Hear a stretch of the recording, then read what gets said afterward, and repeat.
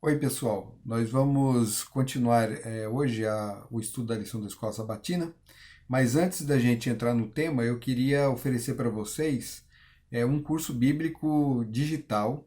Eu vou deixar na descrição do vídeo o meu e-mail e o meu WhatsApp. Você pode mandar o e-mail pedindo ou pedindo pelo WhatsApp.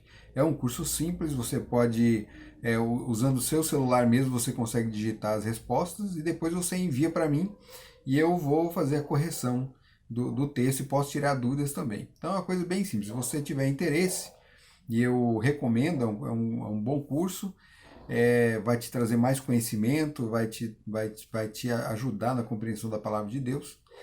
Se você quiser, é só pedir que eu envie, certo? O tema da lição dessa semana é a Bíblia, a fonte autoritativa de nossa teologia. Então, só para começar, eu queria comentar o título da lição mesmo, né?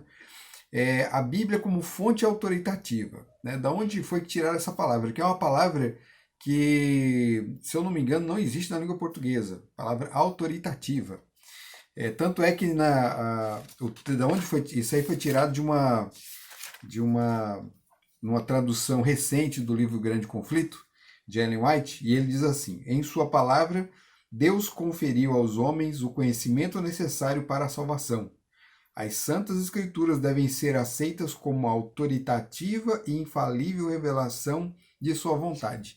Na tradução antiga não aparecia autoritativa, aparecia autorizada, né? Que também não tá errado, está correto, é uma forma de se traduzir a palavra. No inglês existe essa palavra e é uma palavra bem interessante, o significado, o sentido dela. Quando a gente fala que a Bíblia é autorizada, a gente já diz muita coisa, né? Diz que ela tem total autoridade. Mas a palavra autoritativa, ela tem um significado complementar. Ela não não quer dizer qualquer autoridade, né? Então eu procurei uma explicação sobre essa palavra, uma forma de você utilizar bem essa palavra, você compreender bem o significado dela. E eu vou dar um exemplo de uma situação para você compreender o que significa. Imagine um médico, e esse médico ele é uma autoridade, né? Ele é uma pessoa autorizada, né, para falar de medicina. E você não conhece medicina, você vai até o médico e o médico conversa com você, né? Então ele vai explicar o problema que você tem, ele vai te examinar. Só que o médico, ele, embora seja uma autoridade, né, ele não é autoritário. Existe diferença entre autoritativo e autoritário. O autoritativo é o camarada que tem autoridade, mas ele se coloca numa situação onde ele pode conversar com aquele que não tem, né? Não como um professor, ele conversa quase que de igual para igual, ele aceita até sugestões, ele ouve você, né? Ele explica com paciência, com calma. Então ele faz o uso correto da sua autoridade. Já o autoritário não, o autoritário ele vai impor a sua palavra, ele não vai querer nem ouvir você. Uma vez eu fui ao médico, um terror, o médico, eu fui só dar uma sugestão para ele, ele falou assim, você está querendo ensinar o Pai Nosso, o Padre Nosso ao vigário? Né? Eu não queria nem ouvir minhas sugestões. Então, é difícil, né? É um médico autoritário. Um médico autoritativo, não, ele sabe que ele é autoridade, mas ele é humilde para conversar. Então a palavra de Deus ela é a fonte autoritativa. Em que sentido? Ela é autoridade máxima, mas ela não é autoritária. A palavra de Deus não impõe nada. A palavra de Deus ela quer conversar com você. Lá em Isaías existe até uma expressão onde Deus ele fala como assim, olha, vinde e arrazoemos, né? Vinde, razoar é conversar. Deus quer conversar conosco. Olha só que interessante. Ele é um mestre, um professor. Ele se coloca na nossa posição, né? A gente vê isso na vida de Jesus. Jesus ele assumiu a forma humana para ensinar para a gente quem é o Pai. Né? Porque nós não temos, nós somos limitados, nós não temos condições de conhecer o Pai por nós mesmos. Então ele se assumiu a natureza humana, a forma humana, para facilitar essa compreensão. Em Cristo nós vemos o Pai. É, Então é nesse sentido que a palavra de Deus é autoritativa. Ela quer conversar com a gente, ela quer ensinar a gente, ela quer dialogar com a gente. A gente pergunta, ela responde, ela nos ouve também. Né? Deus nos ouve em nossas orações, ele precisa conversar com a gente, né? Ele quer, ele nos ama. Né? Como o pai quer conversar com o filho. O pai é uma autoridade, mas ele ouve o filho, ouve aquelas histórias dos filhos, né? O filho às vezes está errado, mas ele fala, filho, não é bem assim, é desse jeito. Então ele conversa. Deu para entender o que é o autoritativo? É nesse sentido aí. E teologia, né? Acho que a boa parte sabe o que é teologia, mas alguns não. Teologia são o estudo das coisas sagradas referentes à Bíblia, né? Eu posso usar a teologia também para outras culturas. Né? Existe uma teologia em religiões que não são cristãs também, né? Porque a palavra teu ali, que é Deus, não precisa ser usada só por Deus cristão. Mas no nosso caso, a teologia tem a ver com o estudo da palavra de Deus, né? É o estudo sobre Deus, mas utilizando-se da sua palavra. Então, a Bíblia, ela é a fonte autoritativa para isso aí. E isso é um princípio importante. Então, a lição ela vai abordar essa semana, ela abordou essa semana sobre alguns pontos que podem ajudar na compreensão da palavra de Deus, mas que podem atrapalhar também se usado da forma errada. E infelizmente, é muito usado da forma errada. Então, nós temos fontes de conhecimento, o saber, a procura do saber se dá de várias formas.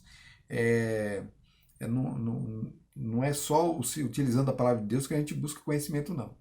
Mas a gente tem que entender que a palavra de Deus, ela é a norma máxima, ela está acima de tudo, né? Agostinho mesmo, ele falava assim, que a palavra de Deus, ela deveria ela estava acima de tudo. A filosofia deveria se submeter à palavra de Deus, e não o contrário, né? O que muitos filósofos fizeram depois. Mas para Agostinho, não. Agostinho era um filósofo, mas ele colocava a palavra de Deus acima de tudo. Então, a filosofia devia se submeter, né? E não o contrário. Ele estava correto, estava certo. Na prática não aconteceu também assim, mas ele estava certo nessa fala aí.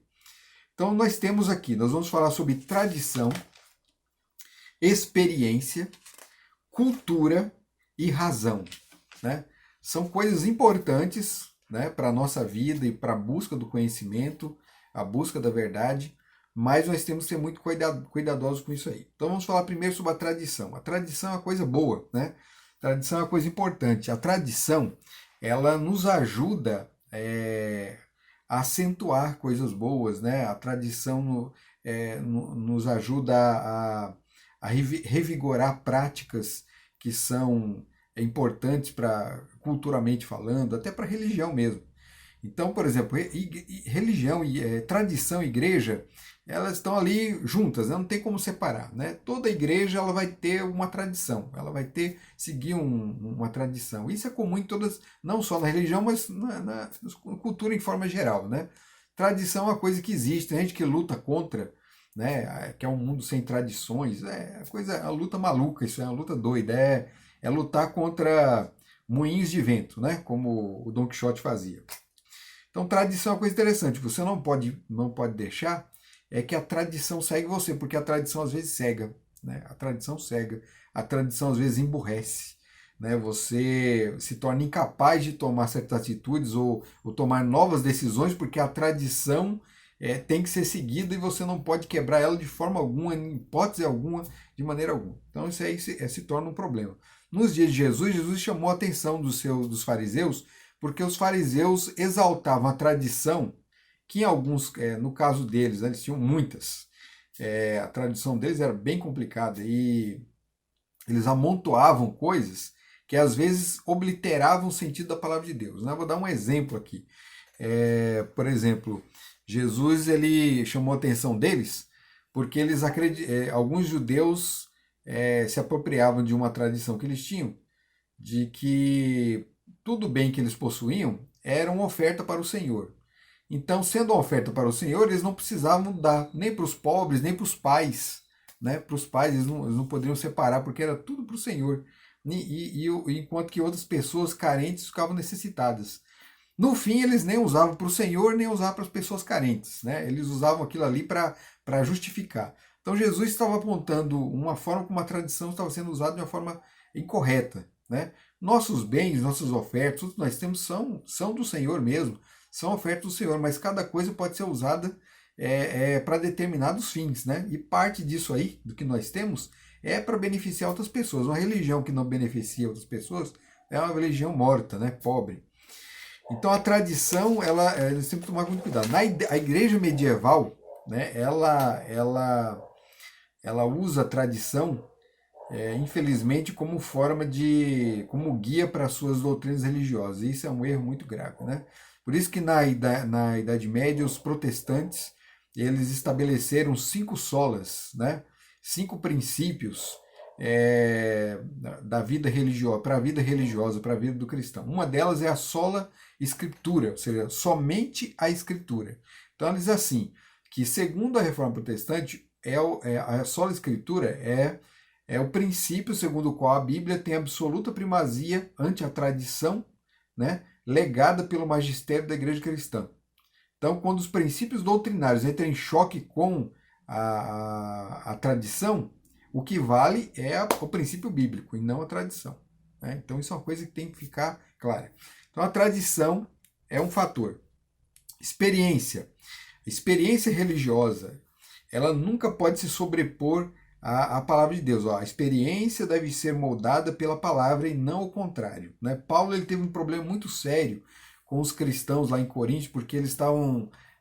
Surgiu um dom de línguas diferente do que aparece lá em Atos dos Apóstolos, e Paulo teve que conversar com muito cuidado, ali no capítulo 14, né, que é um capítulo muito difícil, muita gente se atrapalha naquilo ali. Havia um dom de línguas falsificado ali entre os coríntios, e Paulo estava chamando a atenção deles, mas tinha que chamar com muito cuidado. Então, eles já tinham um costume, por causa das religiões pagãs, de praticarem a glossolalia, que era esse dom de línguas. Eles conversavam com os deuses dessa forma e tudo mais, e quiseram aplicar isso na igreja. E isso não funcionava. Então, a experiência religiosa ali estava sendo colocada no lugar da clara palavra de Deus. Então, a palavra de Deus lá em Atos, por exemplo, apresenta o dom de língua da forma correta. Se eles tivessem parado para atentar para isso, a história é recente até do dom do Espírito Santo lá em Jerusalém, né? Devia ter por volta de uns 40 anos aí, era uma coisa bem conhecida deles, mas já havia sido deturpada porque eles misturaram com suas práticas. A igreja medieval também se atrapalhou muito nesse sentido, porque ela procurou introduzir dentro da igreja práticas religiosas do mundo, né? Experiências religiosas do mundo dentro da igreja. Isso atrapalhou demais, né? A compreensão da palavra de Deus. Então a experiência é uma coisa boa, mas a experiência tem que ser moldada pela palavra e não o contrário, né? Então a palavra de Deus ela vai ter princípios, nós vamos seguir esses princípios, vamos ter experiências com Deus. Por exemplo, a palavra de Deus nos ensina a orar, e a oração ela nos ajuda a ter um contato, uma experiência real com Deus, e esse é um princípio bíblico. Então dali vai surgir frutos dessa experiência da oração, vão surgir frutos para a sua vida e para a vida de outras pessoas também. Então é a palavra de Deus moldando a experiência e não o contrário. Um outro ponto, a cultura. Cultura é outra coisa muito importante, mas se a gente colocar a cultura na frente da palavra de Deus, a coisa desanda, né? Você imagina a Índia, né? Os indianos cristãos, eles são muito gratos aos missionários medievais mesmo a igreja com tantos problemas no período medieval, eles chegaram até a Índia com essa verdade, falando sobre Jesus, e isso libertou deles da tradição que eles seguiam, que era a cultura deles. Na Índia, os indianos, os hindus, eles têm aquela crença de que a sociedade é dividida em castas. Então tem aquela casta mais pobre, a mais ou menos, a mais rica, né? E o pobre ele nunca vai deixar de ser pobre, né? Toda a descendência dele vai viver ali na miséria para sempre. Ele nem pode sonhar em crescer e mudar de vida. E o outro também, e o mais rico lá também nunca vai sair daquela situação. Quando o cristianismo chegou, ele quebrou isso aí. Então, os mais pobres, eles tinham agora condições, né? Eles mudaram de religião, mudaram de fé. Eles continuaram com a sua cultura, com algumas práticas que não conflitavam com o cristianismo, não tinha problema nenhum. Mas o que conflitava, que era justamente a questão de caste, tinha que ser abandonado, abolido, que a palavra de Deus ensina isso, né? Na palavra de Deus, todos nós somos iguais, não tem nada de caça, não existe nada disso. Então, uma pessoa que é pobre, ela quer crescer, ela pode estudar, ela pode trabalhar, ela pode se desenvolver, e se as coisas forem indo bem, ela pode mudar totalmente de vida, né? Às vezes também não, pode não mudar, mas não porque foi impedida, porque foi vetado, porque foi proibida, porque existe uma cultura que proíbe, né? Então, a palavra de Deus, ela não pode ser moldada pela cultura, mas a cultura pode ser afetada pela palavra de Deus. Ela pode mudar o que tem de ruim na cultura, né? Imagine tribos indígenas que quando nasce um filho gêmeo, ele enterra o filho gêmeo porque aquilo ali para eles é uma coisa, como se fosse uma maldição, né? É, o índio cristão, ele vai entender que isso não existe, né? Uma vida vai ser salva. Então a palavra de Deus vai mudar essa cultura, uma cultura errônea. E assim, e aí isso aconteceu. A palavra de Deus mudou. Muita gente critica isso, né? O trabalho de cristãos, de missionários, porque afeta a cultura. Mas infelizmente é isso. A cultura não quer dizer que é uma coisa supramente boa. Ela tem problemas sérios. E os problemas sérios têm que ser encarados e a coisa precisa mudar. Não tem isso não. O contrário não pode acontecer. A igreja medieval também deixou muito que a cultura de povos pagãos afetasse a igreja. E isso introduziu uma série de heresias, como a idolatria, imagens, né, coisa que a palavra de Deus proibia, mas que os pagãos faziam. Para ganhar os pagãos, a igreja cristã adotou esse tipo de costume, né? Então, falando que não é idolatria, mas existe uma outra palavra que é usada, que me falha a memória agora, mas no final é idolatria do mesmo jeito, né? Você se prostra diante de uma imagem, ora para ela, mesmo usando aquilo ali só como um ícone, né? Você sabe que é um ícone, que não é a pessoa em si, mas é idolatria do mesmo jeito. Não é assim que a Bíblia ensina, né? Outras práticas, festas religiosas que a Bíblia um exemplo, né? O Natal, não tem nada contra o Natal, né? O Natal, na verdade, é uma época do ano que eu gosto muito. Gosto muito do Natal, né? A melhor época do ano para mim, né? Um período do ano que eu gosto muito é o Natal. Mas o Natal, ele se baseia numa premissa falsa, né? Jesus, ele não nasceu, a gente não sabe que dia Jesus nasceu, né? Não dá para falar, ele nasceu no dia 25 de dezembro. Então, embora eu goste do Natal, eu jamais declaro uma coisa dessa, porque a palavra de Deus não ensina isso. Então, houve ali um casamento no Império Romano, no dia 25, se celebrava o nascimento do Sol Invicto. Então, os cristãos medievais, eles transformaram a festa romana para ganhar os romanos, né? Funcionou, ganharam os romanos mesmo, ganharam muitos romanos, mas em cima de uma coisa que não é verdade, né? Deveriam ter mantido um pé firme ali na verdade, ali, sem precisar usar esses recursos. Deus nunca autorizou esse tipo de recurso. Então essa é uma forma, né? Estou dando um exemplo simples, existem coisas mais graves, mais sérias. Mas você tem que entender que a cultura não pode sobrepor a palavra de Deus, mas a palavra de Deus é que deve interferir na cultura.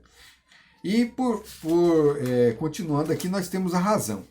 A razão, isso é um ponto bem complicado, porque a religião cristã, ela não primazia, ela não prima pelo irracional. Na verdade, a palavra de Deus nos chama muitas vezes a razão, né? A palavra de Deus, ela é uma religião, na verdade, bem diferente do que os pagãos tinham no passado.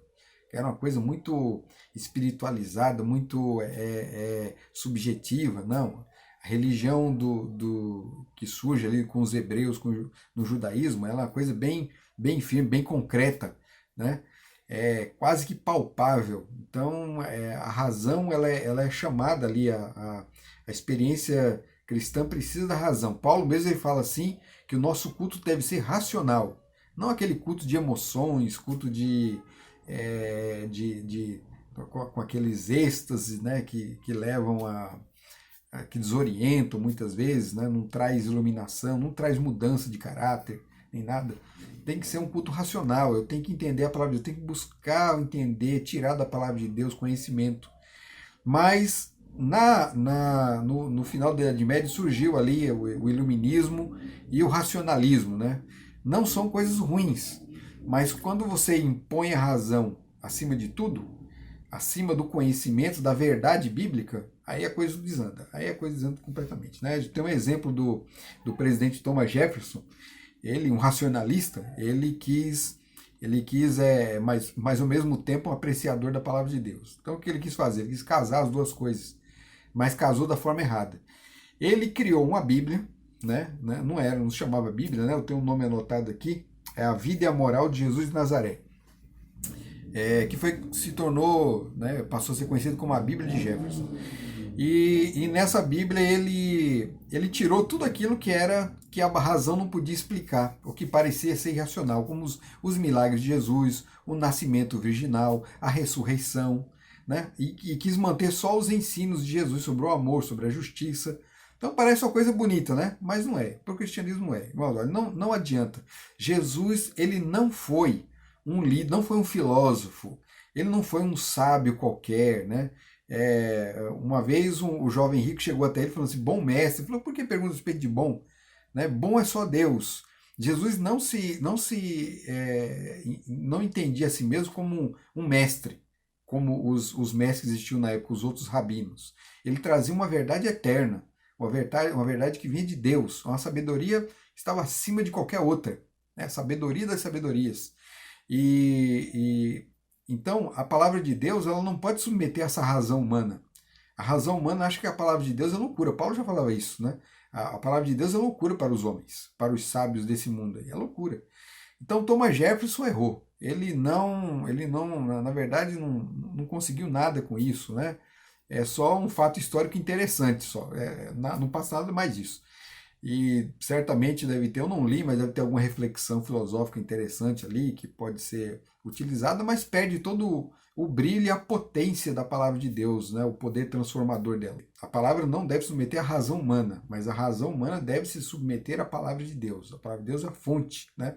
A palavra de Deus diz que nós não somos confiáveis, nossa mente não é confiável, nossa razão não é confiável.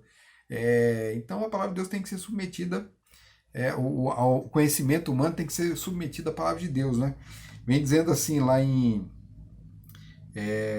a palavra de Deus diz assim, ó, destruímos raciocínios falaciosos e toda arrogância que se levanta contra o conhecimento de Deus e levamos cativo todo pensamento à obediência de Cristo. Então todo pensamento deve ser cativo, deve ser levado cativo à obediência a Cristo.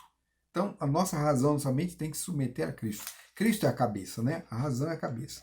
Então, irmãos, a Bíblia por si só, ela é auto-interpretável, ela interpreta-se a si mesmo, ela tem os seus próprios métodos racionais de busca de conhecimento, né? Ela pede da gente coisas que realmente para o homem é loucura, né? Às vezes nós mesmos, quando enfrentamos a palavra de Deus, a gente se assusta, porque por mais que a gente chegue com humildade diante dela, às vezes a gente fala: puxa vida, mas é isso mesmo que a palavra de Deus quer dizer? Mas é isso aí. E é melhor seguir esse caminho, né? O caminho que ele aponta, né? Por mais louco, é um caminho de fé. É fé e razão andando juntas, né? Não existe essa separação.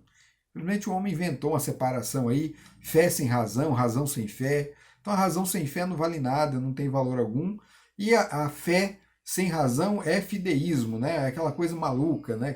Tem muita gente por aí que tem esse pensamento, uma fé sem razão, fazem as coisas por impulso e chegam a absurdos, né? Então nós temos que tomar muito cuidado com isso.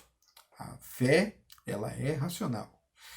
Então nós temos que deixar que a Bíblia ela se explique, a Bíblia fale, que a Bíblia repreenda, que a Bíblia ensine, que a Bíblia exorte, que a Bíblia aconselhe, que a Bíblia console, que a Bíblia converse com a gente. Ela é a fonte autoritativa, ela quer conversar com a gente, ela quer nos ensinar, né? Para finalizar, eu quero deixar aqui para você ter uma leitura equilibrada, algumas dicas, né? Como você se portar diante da palavra de Deus, né? Eu peguei essas dicas do professor Rodrigo Silva, e são dicas muito, muito boas, assim, são importantes para a nossa compreensão da palavra de Deus. Então, quando você for ler a palavra de Deus, primeira coisa, né, que você tem que procurar saber, né? Antes, é lógico, você vai orar, pedir a instrução do Espírito Santo, conhecimento do céu, né, a sabedoria do alto, vai se colocar de forma humilde perante a palavra de Deus, sabendo que você não sabe nada e que Deus é o detentor de todo o conhecimento. Você está buscando, né? Então você tem que procurar saber, quando você lê um texto bíblico, quem é o autor que escreveu aquilo ali. Nós sabemos que, na verdade, o autor mesmo é Deus, mas ele usou um ser humano ali. Quem é aquele camarada? O escritor, né? Não vamos chamar de autor, o escritor. O que escreveu? Quem chamou? Foi Moisés? Então, quem foi Moisés? Procura saber quem foi. Foi Davi? Quem foi Davi? Como foi a vida de Davi? Né? Foi Esdras quem escreveu? Então vamos procurar quem é Esdras. Quem foi Salomão? Às vezes a gente está lendo o livro de determinado autor, de escritor, e a gente não sabe quem é. E procurar saber vai ajudar você na compreensão do texto também. Outra coisa que devemos procurar saber, o destinatário original. Para quem o escritor destinou a carta, né? Para quem que o livro? Por exemplo, Paulo escreveu aos romanos, aqui é fácil, ele escreveu para os romanos, era destinado aos romanos. Outra foi destinada aos coríntios, outra foi destinada aos efésios, outra foi destinada aos hebreus, né? Pedro, ele escreveu, você não sabe para quem, mas a gente chama de carta universal. Ela era para todas as pessoas, né? Abrangia um grupo maior de pessoas, queria alcançar um grupo maior de pessoas. Moisés, quando escreveu, ele estava pensando mais ali no povo hebreu mesmo, o povo foi tirado do Egito, aquele povo estava ali com ele. Não quer dizer que se aplicava só a eles, mas você tem que entender que o escritor ele pensava neles quando escreveu. Então o escritor não vai aparecer falando com você, ele está falando para o judeu. Você vai ter que se colocar no lugar do judeu para poder entender, para poder assimilar a essência do que o texto quer falar. Né? Então não tenta imaginar que Jesus está falando para um ocidental hoje, com uma cultura totalmente diferente. Não. Pense como um judeu quando estiver lendo a palavra de Deus. O escopo do autor, né? Qual era a intenção dele? O que ele procurava? O que ele pretendia com o texto? O que efeito ele procurava produzir? O tema. Qual é o tema central do texto? Né? Do que o texto está tratando ali? Né? Daniel, por exemplo, ele fala, tem várias profecias, vários eventos, quando a gente procura saber o tema, a gente vê que tudo gira em torno de adoração, do poder, do controle de Deus sobre as nações. Né? Então tem um tema central para cada livro. O código, que língua que ele usou, onde ele escreveu, quando, por quê, a forma como ele escreveu, o destinatário atual. Aí vai para os dias de hoje, você está lendo o livro, né? Agora ele chegou até você. Qual é o impacto que ele vai ter sobre você? Quem é você, né? Que está lendo o livro, né? O que você aprendeu? Você cresceu aonde? De que religião você era antes, né? Qual é a cultura que você vive? Apropriação. Como que eu vou me apropriar do texto? Como é que esse texto vai ter um efeito sobre mim? Como é que eu vou aplicar ele na minha vida? Então tem que tomar muito cuidado, porque se eu vou aplicar ele na minha vida, eu tenho que procurar saber o jeito certo do que está se tratando para eu não aplicar da forma errada. Né? Escopo do leitor. Né? Qual é a sua intenção quando você lê o texto? O que você está procurando? Será que você já tem uma ideia preconcebida sobre aquele tema e você quer procurar na Bíblia algo que justifique? Ou você está procurando uma verdade que traga luz sobre o tema que você está pensando? Né? Isso faz toda a diferença. Né? Para finalizar, eu quero deixar um verso para vocês aqui. O verso de Mateus 13,52 diz assim: Por isso, todo escriba instruído acerca do reino dos céus é semelhante a um pai de família que tira do seu tesouro coisas novas e coisas velhas. Né? O escriba é aquele que escrevia, que anotava as palavras dos sábios, né? E certamente, junto com os discípulos de Jesus, haviam escribas ali que anotaram as falas de Jesus. E em cima desse material, os evangelistas escreveram o seu texto. Os escribas tiravam do tesouro da palavra de Deus coisas novas e coisas velhas. Então, eles aprendiam coisas do passado, mas aquela coisa era transformada para o seu dia, era aplicável no seu dia, então coisas novas surgiam, nova luz sobre os costumes, sobre as práticas religiosas, sobre a visão de mundo, né? Sempre trazia uma novidade. A palavra de Deus ela é viva. Toda vez que você lê, você aprende coisas novas. Né? Então, siga esses conselhos aí. Né? Leia bem a palavra de Deus, nunca abandone o estudo da palavra de Deus. A palavra de Deus é riquíssima e ela vai fazer uma diferença muito grande na sua vida, e não só na sua, mas na de outras pessoas. Né? Que Deus abençoe você e continue estudando a lição aí durante a semana. E se quiser o curso bíblico, procura aí nos links que eu vou deixar na descrição do canal. Né? Até mais.